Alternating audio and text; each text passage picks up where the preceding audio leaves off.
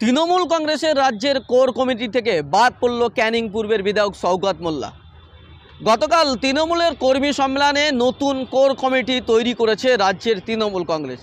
যে তৃণমূল কংগ্রেসের core committee আগামী যে ২৬ বিধানসভা নির্বাচন হবে সেই নির্বাচনে দেখবহাল করবে, কিন্তু সেই কোর কমিটি থেকে বাদ পড়ল ক্যানিং পূর্বের বিধায়ক তথা রাজ্যের তৃণমূল কংগ্রেসের সাধারণ সম্পাদক শওকত মোল্লা। শওকত মোল্লার নাম বাদ পড়েছে সেই কোর কমিটি থেকে। সেই কোর কমিটিতে মাত্র ৩ জন মুসলিমের নাম রয়েছে, কিন্তু সেই ৩ জন মুসলিমের মধ্যে নাম নেই শওকত মোল্লার। কেনই বাদ দেওয়া হলো রাজ্যের তৃণমূল কংগ্রেসের সাধারণ সম্পাদক শওকত মোল্লার নাম? কেন বা শওকত মোল্লা কোর কমিটি থেকে ব্যর্থ হলেন? এ নিয়েই আজ আলোচনা করব। আলোচনা করার পূর্বে আপনাদের সকলকে বলবো, যারা আমাদের ইউটিউব চ্যানেলে এখনও সাবস্ক্রাইব করেননি আমাদের ইউটিউব চ্যানেলটি সাবস্ক্রাইব করুন। আর যদি আপনি ভিডিওটি ফেসবুকে দেখে থাকেন তাহলে ফেসবুক পেজটি অবশ্যই ফলো করবেন। তো চলুন শুরু করা যাক। জিআইতে আপনাদের সকলকে স্বাগত জানাচ্ছি, রয়েছে আমি শাকিরুল ইসলাম। আর আজকের আলোচনার বিষয় হচ্ছে ক্যানিং পূর্বের বিধায়ক শওকত মোল্লা রাজ্যের কোর কমিটি থেকে বাদ, কিন্তু কেন সেই নিয়ে আলোচনা করব।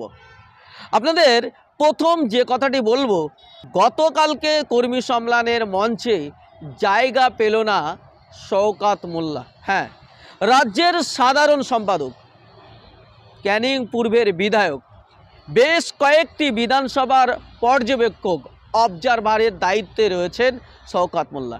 বিশেষ করে ভাঙড় বিধানসভাকে যেটা তৃণমূল কংগ্রেস পাখির চোখ করেছে, সেই ভাঙড় বিধানসভার পর্যবেক্ষকের দায়িত্ব রয়েছেন এই শওকত মোল্লা। কিন্তু গতকাল কর্মী সম্মেলনের মঞ্চে জায়গা পেল না এই শওকত মোল্লা। কর্মী সম্মেলনের মঞ্চে তো জায়গা পেল না, বরং এই মঞ্চের সামনে যে লাইন ছিল সেই লাইনে, প্রথম সারির লাইনে শওকত মোল্লার জায়গা হয়নি। এমনকি দ্বিতীয় লাইনেও জায়গা হয়নি শওকত মোল্লা।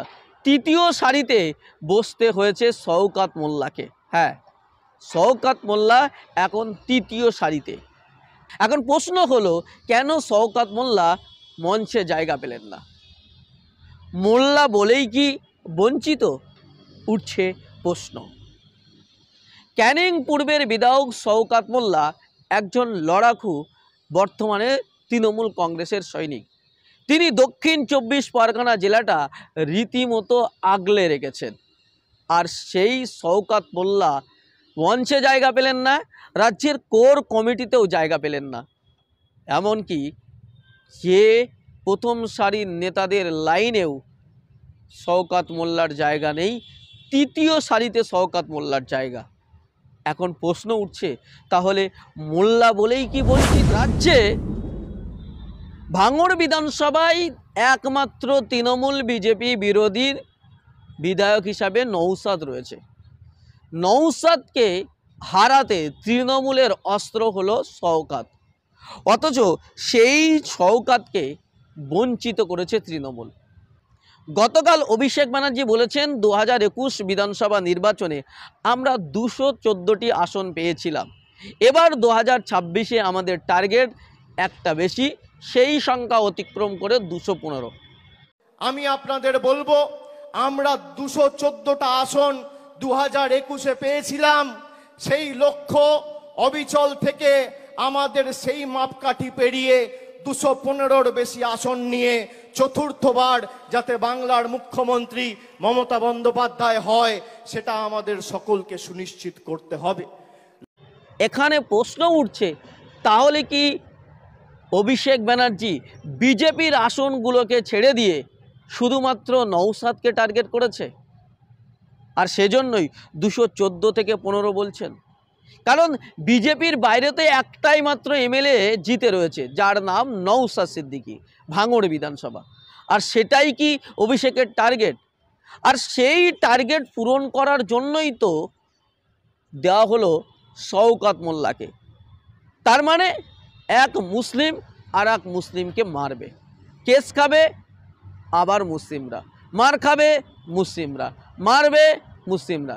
শওকতকে দিয়ে নওশাদকে কষাঘাত করার চেষ্টা করছে অভিষেক, অথচ সেই শওকতকে কোর কমিটিতে জায়গা দিল না। তার মানে কি রাজ্যের শাসক দল মুসলিম লিডারকে শুধুমাত্র গুন্ডা হিসাবে দেখতে চাইছে, নেতা হিসাবে নয়, শুধুমাত্র নিজের উদ্দেশ্য হাসিল করে নিতে চাইছে? এটাই কিন্তু এখন উঠছে প্রশ্ন। অনেকেই মনে করছেন সন্দেশখালীর শাহজাহানের মতো এবার কি টার্গেট শওকত? হ্যাঁ, এই প্রশ্নটা উঠছে। এই প্রশ্নটা ওটার পিছনে বেশ কিছু কারণ রয়েছে। কারণ গত রবিবার কলকাতা পুলিশের এসটিএফ অর্থাৎ বেঙ্গল পুলিশের এসটিএফ উত্তর 24 পরগনার হাসনাবাদ থেকে কার্তুজ বন্দুক উদ্ধার করেছেন। আর সেই ঘটনায় রাজ্য পুলিশের এসটিএফ এফআইআর করছে কোথায়? জীবনতলা থানায়। হ্যাঁ, যেটা শওকত মোল্লার গড় নামে পরিচিত, সেই শওকত মোল্লার গড় জীবনতলা থানায় রাজ্য পুলিশের এসটিএফ মামলা করছেন, কার্তুজ উদ্ধারের মামলা। আমরা জানি যে রাজ্য পুলিশের এসটিএফ চাইলে যে কোনো থানায় মামলা করতে পারেন, কিন্তু উত্তর 24 পরগনার ঘটনায় দক্ষিণ 24 পরগনায় জীবনতলায় শওকত মোল্লার এলাকায় কেন? প্রশ্ন। তার মানে কি এবার শাহজাহান শেখের মতো শওকত মোল্লাকে টার্গেট করা হচ্ছে? এটা কিন্তু এখন সমাজে উঠছে প্রশ্ন। কারণ কিছুদিন আগে একটি সূত্র মারফত আমরা জানতে পেরেছি যে শওকত মোল্লা এখন অভিষেকপন্থী থেকে এখন ফিরহাদ হাকিমপন্থী হয়েছেন। হ্যাঁ, শওকত মোল্লা অভিষেক ব্যানার্জির ডান হাত ছিলেন, কিন্তু অভিষেক ব্যানার্জি তাকে কয়েকটি বিধানসভার দায়িত্ব দেওয়া ছাড়া তাকে বেশ বড় কোনো পদে তাকে রাখেনি। রাজ্যের অনেকগুলো সাধারণ সম্পাদকের মধ্যে একটা পদ দেওয়া হয়েছে শওকত মোল্লাকে, কিন্তু শওকত মোল্লা চান রাজ্যের মন্ত্রী হতে, কিন্তু তাকে মন্ত্রিত্ব দেওয়া হলো না। তাই মন্ত্রী হবার লোভে নাকি ফিরহাদ হাকিম অনুগামী হয়ে উঠেছেন শওকত মোল্লা, আর সেজন্যই শওকতের উপরে গোসা হয়েছে অভিষেক ব্যানার্জির। তাই যেন তেন প্রকারে সূত্র মারফত খবর আমরা পাচ্ছি যে শওকত মোল্লাকে সেই শাহজাহান শেখের মতোই গ্যারেজ করার চিন্তা ভাবনা করছে অভিষেক। যে কথাটা দিয়ে আপনাদের কাছে শুরু করেছিলাম যে শওকত মোল্লাকে কোর কমিটিতে রাখা হয়নি, অথচ এই শওকত মোল্লার উপর ভর করে কোর কমিটিতে সায়নী। হ্যাঁ, যে সায়নী ঘোষকে যাদবপুরের থেকে জেতানোর মূল কাণ্ডারি ছিলেন শওকত মোল্লা, সেই শওকত মোল্লা কিন্তু কোর কমিটিতে জায়গা পায়নি। অথচ সায়নী ঘোষ, যার জন্য যাদবপুর লোকসভা কেন্দ্র থেকে জিতে সাংসদ হয়েছেন, সেই তার উপর ভর করে, সেই শওকত মোল্লার উপর ভর করে সায়নী ঘোষ হয়ে গেলেন কোর কমিটির সদস্য। অথচ সেই সায়নী ঘোষকে জেতাতে যিনি লড়াই করেছেন, সংগ্রাম করেছেন, বিরোধীদেরকে বিভিন্নভাবে দংশন করেছেন, বিরোধীদেরকে শেষ করেছেন, সেই শওকত মোল্লা কোর কমিটি থেকে ব্যর্থ। তাহলে কি তৃণমূল আস্তে আস্তে শওকত মোল্লাকে সাইড লাইন করতে চাইছে? এই প্রশ্নও কিন্তু হলো যে ভাঙড় বিধানসভাকে তৃণমূল যে টার্গেট করেছে যে 214টার পর এবার 215টা চাই, তার মানে নওশাদকে হারাতে হবে। এই নওশাদকে হারানোর জন্য যাকে কাজে লাগানো হচ্ছে তার নাম শওকত মোল্লা, অর্থাৎ নওশাদ সিদ্দিকীর বিরুদ্ধে লড়াই করবে শওকত মোল্লা। তাতে লাশ পড়বে, জীবন যাবে, অর্থ যাবে, রক্ত ঝরবে, কিচ্ছু যায় আসে না তৃণমূলে। রাজ্যের শাসক দল চায় যেন তেন প্রকারে নওশাদকে হারাতে হবে, আর নওশাদকে হারানোর দায়িত্ব দেওয়া হয়েছে তাকে শওকত মোল্লাকে। শওকত মোল্লা দলের কাছে নিজের গুরুত্ব বাড়ানোর জন্য নিজের সব কিছু উজাড় করে দিয়ে একেবারে তার জায়গা তিনি তৈরি করতে চাইবেন। অনেকে বলেন যে শওকত মোল্লা এমন একজন রাজনীতিবিদ যিনি যেখানে পয়সা খরচ করতে হলে পয়সা খরচ করে, যেখানে বুদ্ধি খরচ করতে হলে সেখানে বুদ্ধি খরচ করে, যেখানে ভালোবাসতে হলে সেখানে ভালোবাসে, আর কোথাও যদি মারপিট করারও দরকার হয় তাও শওকত মোল্লা করে, কোথাও যদি হানাহানি করার দরকার হয় তাও শওকত মোল্লা করে। কিন্তু দিনের শেষে রেজাল্ট চাই শওকত মোল্লা।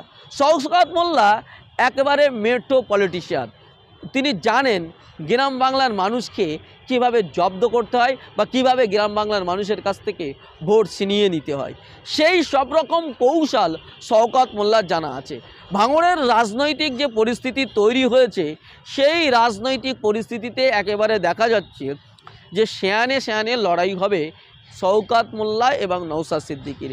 ভাঙড়ের রাজনীতিতে একটা নতুন মোড় ঘুরতে পারে।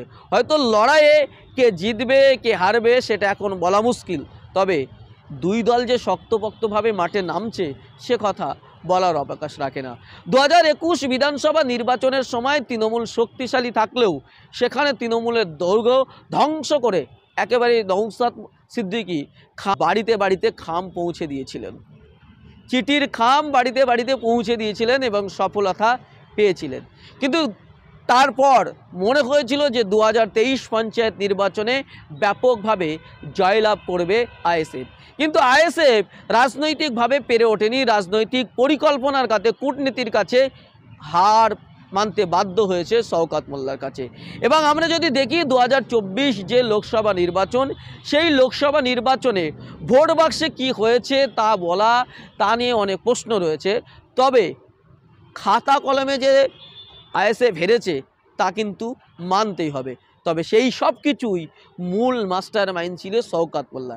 আবারও সেই শওকতকে দিয়েই নওশাদকে সরানোর পরিকল্পনা নিয়েছে তৃণমূল, কিন্তু বারবার এই শওকত মোল্লাকে ব্যর্থ করা হচ্ছে। তার মানে প্রশ্ন কিন্তু উঠছেই যে ভোট পেরোলেই শওকতকে সাইড লাইন করবে তৃণমূল, মানে শওকত মোল্লার খেল খতম করবে তৃণমূল। হ্যাঁ, একদা এক সময়ে তার বস অভিষেক ব্যানার্জি তার খেল খতম করবে বলছেন অনেকেই, যদিও বাস্তবতা সময় বলবে। তবে আপাতত যে তথ্য দেখা যাচ্ছে তা বারবার ভালো কাজ করেও, দলের জন্য লাভজনক কাজ করেও বঞ্চিত হয়েছে শওকত মোল্লা। কারণ এবার যে কোর কমিটি, সেই কোর কমিটি থেকে বাদ পড়েছেন শওকত মোল্লা। কিন্তু শওকত মোল্লা কেন বাদ, প্রশ্ন কিন্তু থেকেই গেল।